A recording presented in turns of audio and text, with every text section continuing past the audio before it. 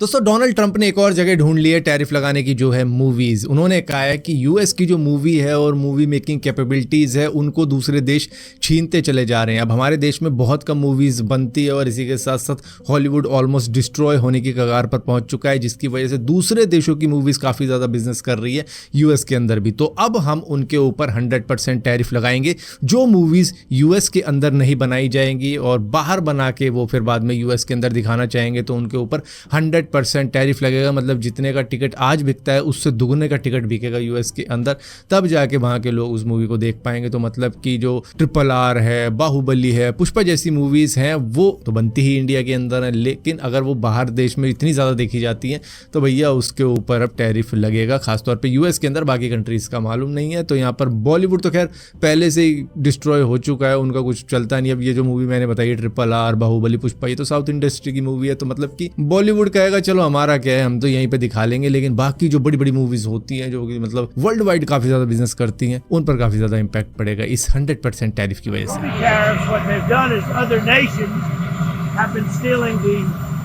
The movie making capabilities from the United States.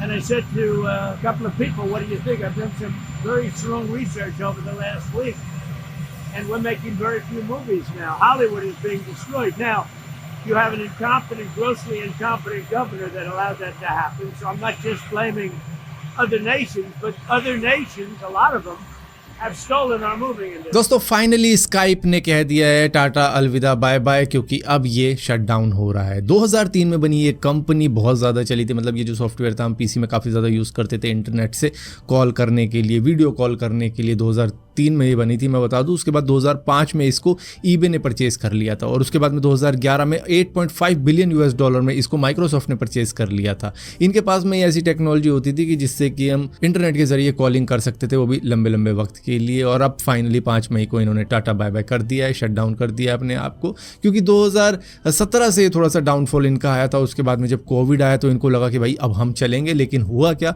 उसके बाद में स्लेक आ गया, टीम आ गया, जूम आ गया, व्हाट्सएप वीडियो कॉल आ गई, गूगल मीट था। तो भैया इनकी ज़रूरत किसी को पड़ी ही नहीं, जिसकी वजह से यहाँ पर बाकी कंपनियों ने टेक ओवर कर लिया और इन द एंड इनको जाना ही पड़ा, क्योंकि शायद इनका कुछ पैसे वैसे का चक्कर होता था कि मतलब बाय करना पड़ता था आपको शायद कॉलिंग के लिए डेटा। लेकिन उसके बाद में जब फ्री में लोग कॉलिंग करने लगे तो उनको लगा कि भैया हमें इसकी ज़रूरत नहीं है, जिसकी वजह से लोगों ने फिर स्काइप को उतना ज़्यादा यूज़ नहीं किया, क्योंकि ईजी टू यूज़ वाले सॉफ्टवेयर काफ़ी ज़्यादा मिल चुके थे, जिसकी वजह से आज स्काइप ने अपने आप को बंद कर दिया है। लेकिन हाँ, 2026 जनवरी तक इसके ऊपर आपका डेटा रहेगा। दोस्तों इलीगल इमिग्रेंट से यूएस भी परेशान था और आपने देखा होगा जैसे ही डोनाल्ड ट्रंप प्रेसिडेंट बने तो उन्होंने सबसे पहले यही काम किया कि भैया इलीगल इमिग्रेंट्स को हमारी कंट्री से निकालो, और ढूंढ ढूंढ के उनको निकाला गया। उनकी कंट्री में डिपोर्ट करने की प्रक्रिया अभी भी चल ही रही है और इसी चीज़ से इंडिया भी परेशान है। जो इलीगल इमिग्रेंट्स आ जाते हैं दूसरी कंट्रीज से और उसके बाद में यहाँ की डेमोग्राफी को चेंज कर देते हैं। तो यहाँ पर ये बनभूलपुरा की वीडियो सामने निकल कर आ रही है, जो कि उत्तराखंड से है।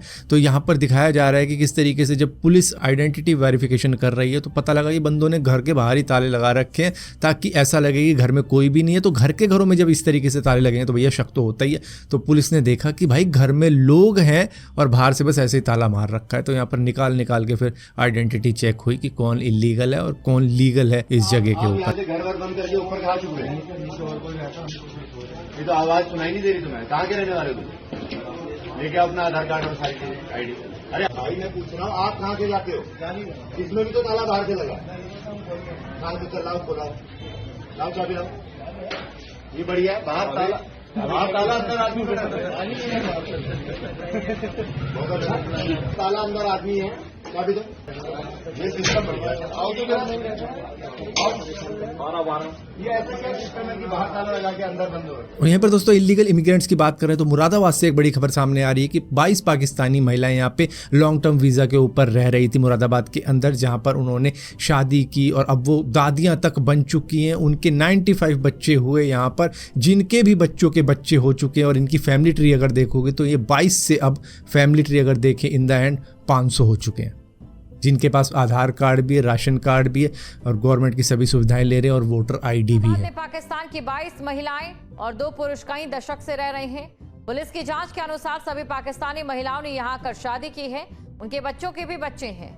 सभी 22 महिलाओं के 95 बच्चे हैं और इन बच्चों में भी कईयों की शादी हो चुकी है, उनके भी बच्चे हैं। इन सब के परिवार में करीब 500 से अधिक सदस्य हैं। दोस्तों अभी चल रहा है मई और दिल्ली में होनी चाहिए गर्मी, लेकिन लोगों को लग रही है ठंड। तो ये है क्लाइमेट चेंज के नज़ारे। दरअसल बारिश हुई थी जिसकी वजह से ये सारी चीज़ें हो रही हैं। लेकिन एक बात मैं बता दूं कि आर्कटिक के अंदर 108 बिलियन टन पर ईयर के हिसाब से बर्फ़ जमनी शुरू हो रही है, जिसको सुनकर आप खुश होंगे। दरअसल 2021 से 2023 की रिपोर्ट के अंदर यही पाया कि हर साल 108 बिलियन टन बर्फ़ वहाँ पर जमा हो रही है, जो कि अब तक की सबसे तेज़ी से जमने वाली वो बर्फ़ है। वहाँ पर बर्फ़बारी काफ़ी ज़्यादा हो रही है। तो ये एक पॉजिटिव साइन है, लेकिन ये एक नेगेटिव साइन भी है, क्योंकि यही है क्लाइमेट चेंज कि वहाँ पर काफ़ी ज़्यादा बर्फ़ पड़ रही है, लेकिन आर्कटिक रीजन के अंदर बर्फ़ गायब होते चली जा रही है, क्योंकि वहाँ का टेम्परेचर धीरे धीरे बढ़ रहा है। और मार्च 2025 की बात की जाए तो आर्कटिक का जो सी आइस है वो करीबन 14.33 मिलियन स्क्वायर किलोमीटर का ही बचा है, जो कि अब तक का सबसे कम साइज है वहाँ पे जमा होने वाली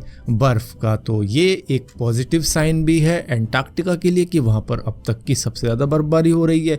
लेकिन आर्कटिक रीजन को देखोगे तो भैया वहाँ पे बर्फ़ पिघल रही है, और दिल्ली के अंदर देखोगे तो भैया गर्मी के मौसम में ठंड लग रही है। दोस्तों थाईलैंड ने इंडियन ट्रैवलर को एक हेल्थ अलर्ट जारी किया है, क्योंकि 30 साल बाद थाईलैंड के अंदर एंथ्रेक्स नाम की बीमारी से एक व्यक्ति की मौत हुई है। दरअसल ये 53 साल का व्यक्ति एक मरी हुई गाय के कांटेक्ट में आया था, जिसकी वजह से इसको इस तरीके की बीमारी हुई। और दूसरा केस भी वहाँ पर कंफर्म हो चुका है, और करीबन 638 लोगों को रॉ मीट खाने की वजह से या फिर पशुओं से जुड़ने की वजह से इस तरीके की बीमारी हुई है, जिसकी वजह से वहाँ पर लोगों को एंटीबायोटिक्स दी जा रही है। तो यहाँ पर कुछ चीज़ें कही हैं इंडियन ट्रैवलर्स को थाईलैंड के गाइडलाइंस के अंदर कि रॉ मीट अनकुक्ड मांस आपको नहीं खाना है, और इसी के साथ साथ पशुओं के कांटेक्ट में आपको नहीं आना है। और अगर स्किन पे ब्लिस्टरिंग या सूजन जैसा कोई सिम्टम्स आता है तो तुरंत डॉक्टर के पास जाना है। दोस्तों एप्पल ने इंडिया के अंदर अपने एप्पल स्टोर खोलने के बाद में काफ़ी सक्सेस पाई है, चाहे वो दिल्ली का सिटी वॉक मॉल हो, चाहे वो मुंबई का जियो ड्राइव मॉल हो। लेकिन अब वो और भी अपने एप्पल स्टोर खोलने वाला है बेंगलुरु के अंदर, मुंबई के अंदर, पुणे के अंदर और नोएडा के अंदर, ताकि उनकी और भी ज़्यादा सेल बढ़ सके। मतलब कि उनको लगा है कि इस तरीके का रिजल्ट मिल रहा है, इस तरीके का रिस्पॉन्स मिल रहा है, तो कुछ सिलेक्टेड सिटीज़ के अंदर हमको और मॉल खोलने पड़ेंगे। और इसका रीज़न एक और है, क्योंकि 2026 तक एप्पल अपनी पूरी प्रोडक्शन इंडिया के अंदर से ही करेगा, क्योंकि वो चाइना से बंद कर रहा है, जिसकी वजह से अब इस तरीके के एप्पल स्टोर और भी कई जगह आपको खुलते हुए दिखेंगे, चाहे वो चेन्नई हो, चाहे वो हैदराबाद हो। दोस्तों एलॉन मस्क का स्टारलिंक इंडिया के अंदर आने को ही है, क्योंकि आप देख रहे होंगे जियो और एयरटेल ने भी उनके साथ में पार्टनरशिप कर ली है। लेकिन यहाँ पर एक और यूएस की फर्म है जो कि स्पेस कॉइन के नाम से जानी जाती है, वो भी सैटेलाइट बेस्ड इंटरनेट इंडिया के अंदर लेके आ सकते हैं। उनका ऑफर है 200 रुपये पर मंथ। वो कह रहे हैं कि वो सिर्फ 200 रुपये पर मंथ के अंदर भी इंडिया को सैटेलाइट इंटरनेट दे सकते हैं। तो ये एक चैलेंज हो सकता है एलॉन मस्क के लिए, अगर इस तरीके की कंपनी इंडिया आ जाती है, क्योंकि एलॉन मस्क का स्टारलिंक तो काफ़ी ज़्यादा एक्सपेंसिव है। तो ये देखने वाली चीज़ होगी कि जब भी दोनों ही कंपनियां या कोई एक कंपनी आती है तो कितने का इंटरनेट देगी, क्योंकि अगर स्टारलिंक महंगा इंटरनेट देगा तो शायद ही वो इंडिया के अंदर चलेंगे। लेकिन स्पेस कॉइन अगर 200 रुपये वाला इंटरनेट देगा, जो चाहे उनका मिनिमम प्लान भी हो, और उसके बाद में चाहे वो बड़ा बड़ू के उसको 5000 पर मंथ भी कर दें, तो भी शायद उनकी ही तूती बोलेगी। लेकिन देखने वाली बात है कि कब आओगे भाई, ये बातें तो 2021 से सुनने को मिल रही हैं। दोस्तों एक अक्यूज भागा है नासिक पुलिस की कस्टडी से। कुछ फिल्मी स्टाइल के अंदर लोगों को लग रहा था कि ये फिल्म की शूटिंग चल रही है, लेकिन भाई क्या जंप मारी है स्कूटी पे, मतलब क्या टाइमिंग रही होगी बंदे की, और तुरंत ही दूसरा वाला ड्राइवर जो था उसका, वो भी उसको निकाल कर ले गया पुलिस के चंगुल से। तो यहाँ पर 12 घंटे के बाद में पुलिस ने खैर इसको पकड़ लिया था, लेकिन हाँ फिर भी इसका स्केप बड़ा जबरदस्त। शायद ही किसी ने रियलिटी में इस तरीके का पुलिस स्केप किया हो जिस तरीके का इसने किया था। दोस्तों आईपीएल इस वक्त में अपने फाइनल स्टेज के ऊपर है, जहाँ पर 4 टीमें सिलेक्ट होंगी और उसके बाद में वो सेमीफाइनल खेलेंगे। तो यहाँ पर आरसीबी को बहुत से लोग सपोर्ट करने वाले ऐसे भी कह रहे हैं कि अगर आरसीबी जीत जाएगी इस बार आईपीएल तो मैं ये करूंगा, अगर आरसीबी नहीं जीतती हो तो मैं ये करूंगी। तो इस तरीके की बातें चल रही हैं, जो कि काफ़ी ज़्यादा मतलब अजीब सा लग रहा है, मतलब देख के कि भाई अगर चलो जीतती है नहीं जीतती भाई तुम्हारा क्या जाएगा। लेकिन कोई कह रहा है मैं डाइवोर्स ले लूँगा अपनी बीवी से अगर आईपीएल में आरसीबी नहीं जीतती है, कोई कह रहा है कि अगर आरसीबी जीत जाती है तो मुझे ये दिलाएगा, ये वो करेगी। तो इस तरीके की चीज़ें काफ़ी ज़्यादा फैल रही हैं इस वक्त में एक्स के ऊपर। अगर इस बार आरसीबी आईपीएल ट्रॉफी नहीं जीता तो अपना बीवी को मैं तलाक दे दूंगा, ये मेरा खुला चैलेंज है।